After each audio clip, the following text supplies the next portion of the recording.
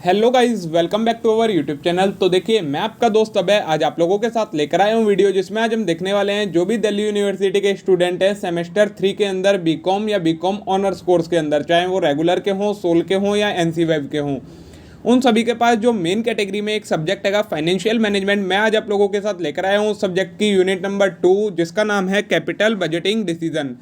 आज हम स्टार्ट करने वाले हैं इस कंप्लीट यूनिट को। इसमें पहले मैं आपको सारा थ्योरेटिकल पोर्शन कवर करवा दूंगा, जितने भी फार्मूलाज वगैरह हैं, थ्योरी हैं, कंसेप्ट हैं, सभी चीज़ें कवर करवा दूंगा आज की वीडियो में, या इस वीडियो के एक से ज़्यादा पार्ट भी हो सकते हैं। और साथ में हम जब ये हमारे थ्योरेटिकल सारे सब यूनिट्स खत्म हो जाएंगे, उसके बाद मैं फिर आपके धीरे धीरे करके इन सभी यूनिट्स के प्रैक्टिकल क्वेश्चन भी आप लोगों के साथ डिस्कस करूँगा। तो अगर आपने अभी तक चैनल को सब्सक्राइब ना करा हो तो चैनल को जरूर सब्सक्राइब कर लें, क्योंकि इस टाइप का कंटेंट यहाँ पर आपको चैनल पर अवेलेबल मिलता रहने वाला है। वीडियो को लाइक करना ना भूलें, अपने सभी दोस्तों के साथ शेयर करना ना भूलें। तो चलिए बिना देर के शुरू करते हैं हम अपनी आज की वीडियो और देखते हैं इस complete unit number 3 unit number 2, जिसका नाम है आपका कैपिटल बजटिंग डिसीजन। देखिए, इसमें सबसे पहले आपको समझना है कि कैपिटल बजटिंग होता क्या है। तो capital budgeting refers to a long term planning of expenditure whose return stretch over period. Capital budgeting में आप क्या करते हैं, लॉन्ग टर्म प्लानिंग करते हैं किसी ऐसे एक्सपेंडिचर की जिसका बेनिफिट आपको आगे फ्यूचर में चलकर मिलने वाला है। एक्सपेंडिचर आपको अभी करना है, लेकिन उसका जो बेनिफिट मिलेगा वो आपको आने वाले फ्यूचर में मिलेगा। उस प्लानिंग को कहा जाता है capital budgeting. It is a process of deciding whether or not commit resource to project whose benefit would be spread over several time period. क्या बोला गया है, कैपिटल बजटिंग एक प्रोसेस होता है जिसमें आप ये डिसाइड करते हैं कि किसी प्रोजेक्ट के अंदर आपको पैसा लगाना चाहिए या नहीं लगाना चाहिए, जिस प्रोजेक्ट का बेनिफिट आपको अभी नहीं मिलेगा, जिसका बेनिफिट आपको आने वाले फ्यूचर में मिलने वाला है, आने वाले सेवरल टाइम पीरियड में उसका बेनिफिट स्प्रेड हो रखा है, मतलब डिवाइड हो रखा है छोटे छोटे पार्ट्स में। तो जो ये प्रोसेस होता है उसे कहा जाता है कैपिटल बजटिंग प्रोसेस, जिसमें आप ये देखते हैं कि किसी प्रोजेक्ट में आपको पैसा लगाना चाहिए या नहीं लगाना चाहिए, क्योंकि उसका बेनिफिट का आपको अभी पता नहीं होता है कि जितना आप अभी पैसा लगा रहे हैं आने वाले फ्यूचर में आपको उतना बेनिफिट मिल पाएगा या नहीं मिल पाएगा। यही चीज़ इसमें कैलकुलेट करी जाती है और उसके बेसिस पर यह डिसीजन लिया जाता है। ठीक है, नेक्स्ट है it include both raising of long term fund and their utilisation. Capital budgeting के अंदर क्या क्या किया जाता है, लॉन्ग टर्म फंड्स, मतलब जो लॉन्ग टर्म प्रोजेक्ट के लिए आपको फंड्स की रिक्वायरमेंट होने वाली है उनको रेज भी करा जाता है, मतलब बोरो करा जाता है, या जैसे भी लाए जाते हैं फंड्स लाए जाते हैं, और फिर उन फंड्स को यूटिलाइज कैसे करना है ये देखा जाता है। तो ये आपका कंप्लीट प्रोसेस कहलाता है कैपिटल बजटिंग का। It is a managerial decision since it involve more extended estimation and prediction of things to come requiring high level of intellectual ability. जो ये कैपिटल बजटिंग होता है ये एक मैनेजरल डिसीजन होता है, मैनेजरल प्रोसेस होता है। क्यों होता है मैनेजरल प्रोसेस, क्योंकि इस डिसीजन के अंदर आपको कई सारे एस्टिमेशंस करने पड़ते हैं, कई सारी प्रिडिक्शंस मतलब एजम्पशंस करनी पड़ती हैं, जिसके लिए आपको एक high level of intellectual ability मतलब माइंड के एक बहुत ज़्यादा अच्छी प्रेजेंस की ज़रूरत पड़ती है, तभी आप ये डिसीजन ले सकते हैं। तो इस वजह से इसको एक मैनेजरल डिसीजन या मैनेजरल प्रोसेस भी कहा जाता है। तो ये तो 4 पॉइंटों में अभी तक आपको समझाया है कि कैपिटल बजटिंग होता क्या है। अब नेक्स्ट टॉपिक है आपका इंपॉर्टेंस क्या होती है कैपिटल बजटिंग डिसीजन की। जो कैपिटल बजटिंग प्रोसेस से रिजल्ट निकलता है उसके बेसिस पर आप जो डिसीजन लेते हैं उन्हें कहा जाता है capital budgeting decision. In decision की इंपॉर्टेंस क्या होती है, तो नंबर 1 है आपका कॉस्ट बेनिफिट। तो initial investment is substantial, hence commitment of project should be properly. क्या बोला गया है, कैपिटल बजटिंग डिसीजन के अंदर आप ऐसे डिसीजन लेते हैं जिसमें आप प्रोजेक्ट में पैसा इन्वेस्ट करते हैं। तो कुछ प्रोजेक्ट ऐसे होते हैं जिनके अंदर जो इनिशियल मतलब स्टार्टिंग में उन्हें स्टार्ट करने के लिए काफ़ी ज़्यादा पैसा आपको उसमें काफ़ी ज़्यादा कॉस्ट लगानी पड़ती है। तो वो कॉस्ट लगाने के लिए ये जो कॉस्ट की अमाउंट होती है वो काफ़ी ज़्यादा होती है। तो आपको ये ध्यान में रखना होता है कि जो ये डिसीज़न लिया जाए ये अच्छे से लिया जाए, ताकि हमारा बाद में चल के कोई भी लॉस ना हो। तो ये पहला इसकी इंपॉर्टेंस है कॉस्ट के बेसिस पर, क्योंकि इसमें कॉस्ट बहुत ज़्यादा इन्वॉल्व होती है, इसलिए हमें कैपिटल बजटिंग डिसीजन की जरूरत पड़ती है। नेक्स्ट है टाइम। तो the effect of decision is non only in near future and not immediately.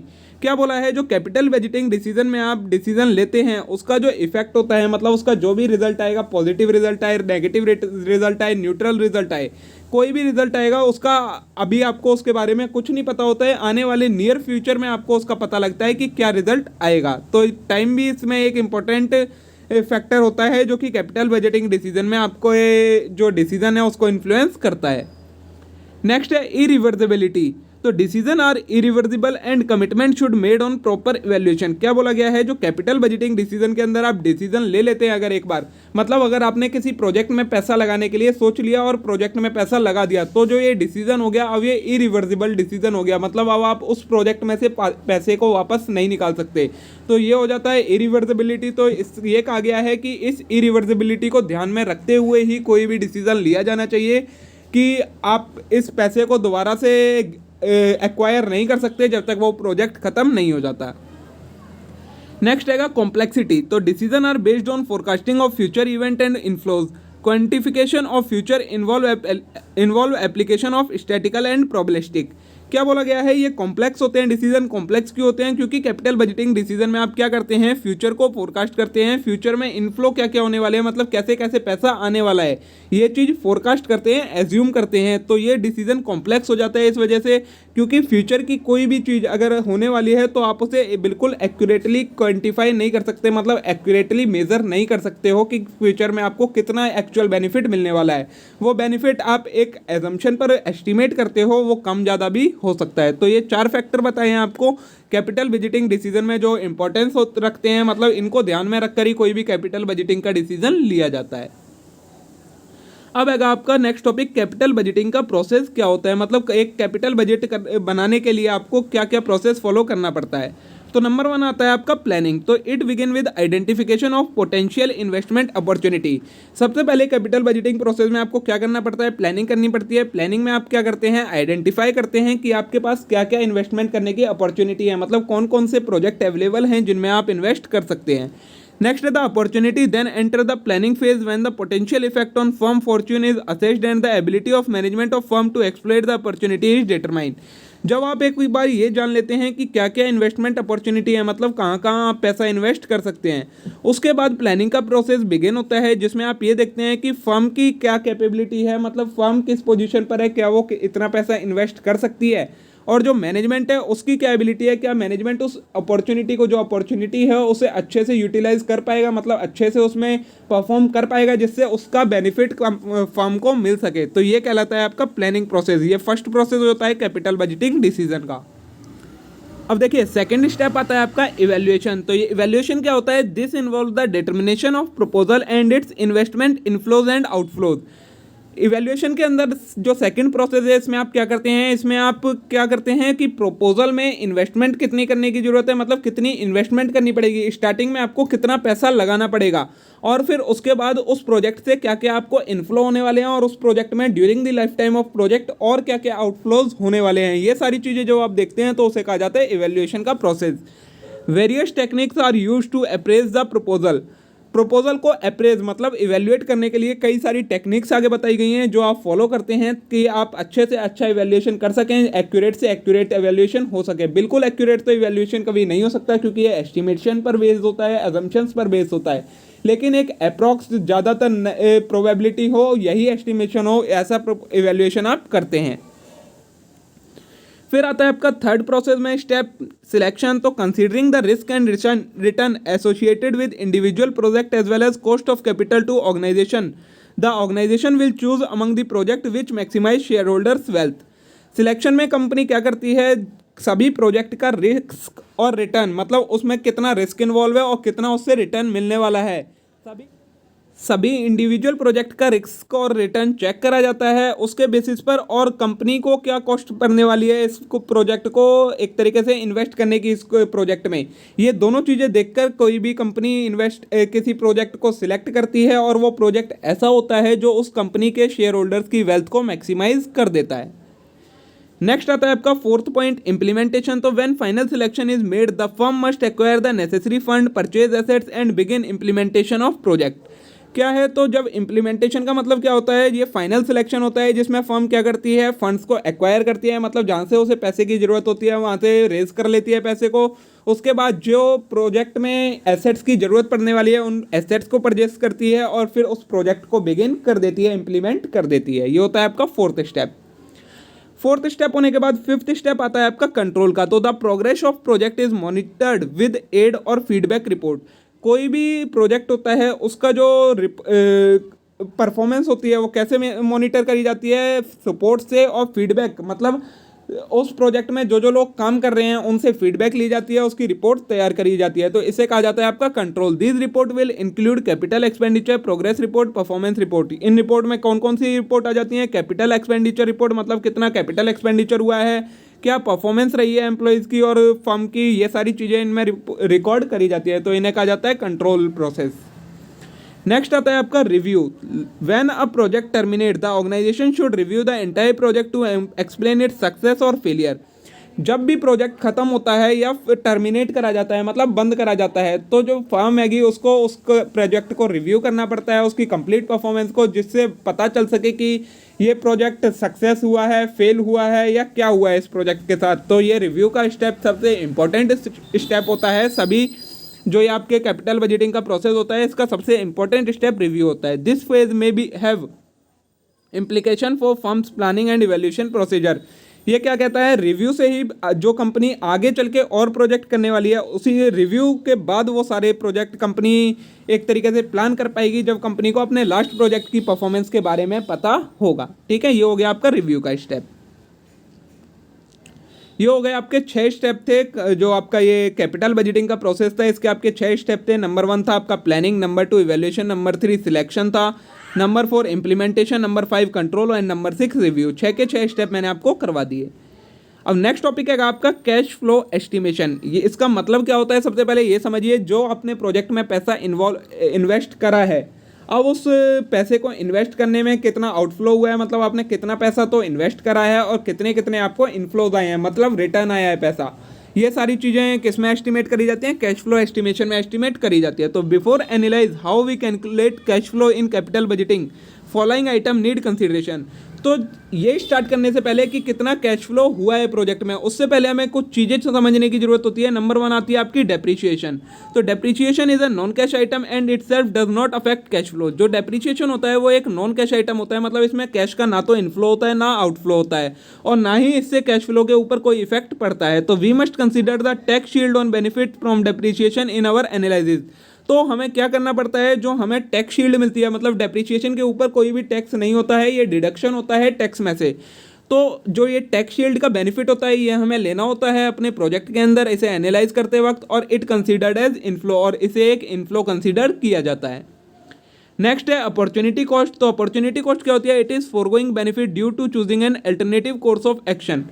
Company के एसेट को जब हम अपने प्रोजेक्ट में यूज़ कर लें, जो कंपनी का पर्सनल एसेट है उसको हम प्रोजेक्ट में यूज़ कर लें, जबकि हम उस जो वो एसेट था उसे कहीं और या तो हायर या लीज पर देकर कोई बेनिफिट कमा सकते थे। तो जो हमारा बेनिफिट का लॉस हुआ है, फोरगोन बेनिफिट, मतलब जो बेनिफिट हमें मिल सकता था लेकिन हमारे अपने यूज़ की वजह से वो बेनिफिट चला गया, उसे कहा जाता है आपका opportunity cost. This can occur at any time either initial outflow or during the tenure of project. ये कभी भी हो सकता है, या तो स्टार्टिंग में ही अपॉर्चुनिटी कॉस्ट हमें लग जाती है, या फिर जितने टाइम प्रोजेक्ट चलता है उस टाइम पीरियड के बीच में कभी भी अपॉर्चुनिटी कॉस्ट इन्वॉल्व हो सकती है प्रोजेक्ट में। नेक्स्ट आती है आपकी संक कॉस्ट। तो संक कॉस्ट क्या होती है? It is an outlay of cash that already has incurred in past and can not reversed in future. ये एक आउटफ्लो होता है कैश का, जो कि हम पहले कर चुके होते हैं, लेकिन अब इसका कुछ भी इनफ्लो नहीं आएगा या इसे हम रिवर्स नहीं कर सकते, वो कहलाता है आपका sunk cost. These costs does not have any impact on decision making, hence could excluded from capital budgeting analysis। तो जो ये संक कॉस्ट होती है, इसका हमारा डिसीजन मेकिंग के ऊपर कोई भी इफेक्ट नहीं होता है, तो इसे हम अपने कैपिटल बजटिंग एनालिसिस से आउटसाइड एक्सक्लूड कर सकते हैं। नेक्स्ट है आपका वर्किंग कैपिटल। तो while evaluating project initial working capital requirement should treated as cash outflow and at end of project release should treated as cash inflow.